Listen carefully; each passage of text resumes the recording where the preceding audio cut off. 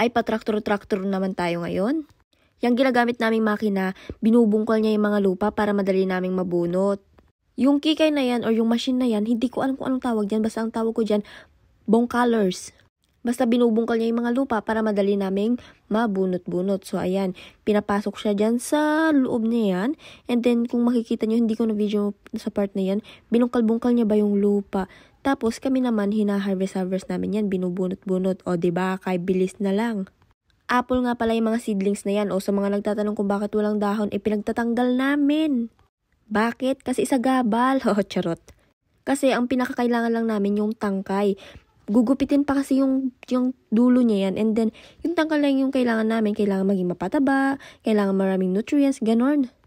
Madali din lang namang tumubo yung mga dahon-dahon. Kaya yung pinaka-goal talaga namin ngayon is mapataba yung tangkay niya. Kasi yun yung pinaka-importante. Ay, kasarap naman talaga magtrabaho kung ganito kapupugi yung mga kasama mo.